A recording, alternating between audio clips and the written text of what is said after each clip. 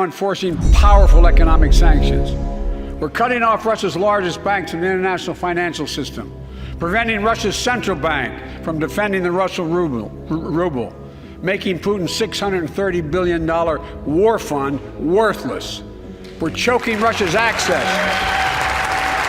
We're choking Russia's access to technology that will sap its economic strength and weaken its military for years to come.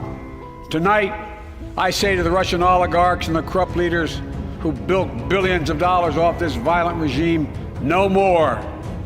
The United States...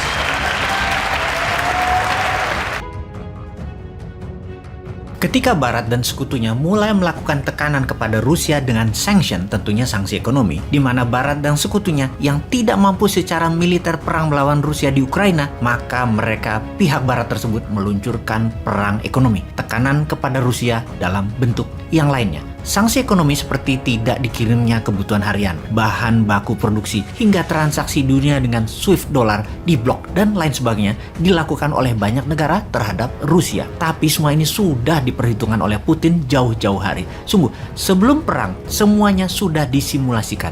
Simulasi di war room, bukan hanya perang bedil-bedilan disimulasikan, tetapi segala macam proxy war dan bentuk 7 perang lainnya seperti masalah ekonomi, sanction, transaksi dolar, alat komunikasi diblok, apapun itu sudah dipertimbangkan dan pastinya sudah punya solusi-solusinya. Misalnya, SWIFT International Payment System di mana transaksi dolar di cut off atau dipotong, tidak bisa masuk ke Rusia atau keluar Rusia. Akankah memukul Rusia? Jawabannya tidak. Kalau hal itu dilakukan malah counterproduktif, membahayakan dolar. Dolar Amerika akan berbahaya karena akan menguatkan kekuatan non-dolar seperti yuan dan rubel. Rusia sudah menyiapkan alternatif shadow banking. Mereka memakai pembayaran alternatif.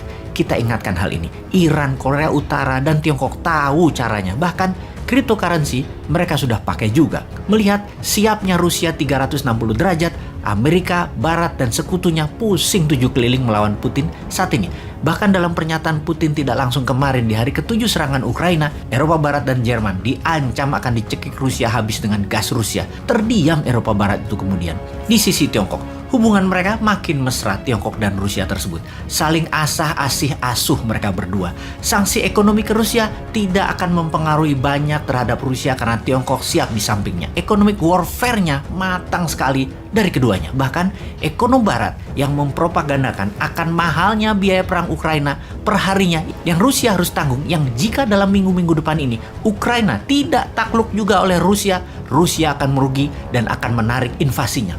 Jawaban ekonom tersebut wajar karena akademis atau pejabat komen seperti itu. Memang kalau mereka bukan ekonomis at war, orang paham bahwa Rusia bisa printing rubel setiap saat untuk memproduksi mesin perangnya. Dan Rusia punya energi banyak dalam bentuk solar, bensin, batu bara, dan lain sebagainya. Hal ini sesungguhnya kalau pemikir-pemikir waras menengok ekonom nasional Wakanda akan malu. Kok masih cetek melihat masalah Rusia? Hanya karena mahal, Rusia akan menghentikan perang. Mahal itu kalau yang komen raja hutang, ya wajar. Kalau tahu cara tidak berhutang mengelola keuangan negaranya, maka perang itu biasa-biasa aja biayanya. Sama seperti Tiongkok membangun 20 miliar meter persegi bangunan dan segala macam infrastruktur dalam 40 tahun dengan biaya mendekati 10 triliun dolar atau 10.000 billion dolar atau 75 kali APBN Indonesia sekarang atau 150 kali APBN Indonesia 40 tahun yang lalu. Total angka yang besar tersebut, siapa yang meminjami Tiongkok? Ya perlu alternatif keuangan lain seperti MMT yang Tiongkok tahu caranya, Rusia pun tahu caranya. Sungguh, perang yang rumit dan mumpuni hanya bisa dilakukan oleh negara berdaulat. Beda dengan ketika Lord mengatakan Indonesia dalam 40 tahun ke depan tidak akan perang, maka Bosman bingung. Bingung kok bisa dia ngomong begitu? Apa itu salah?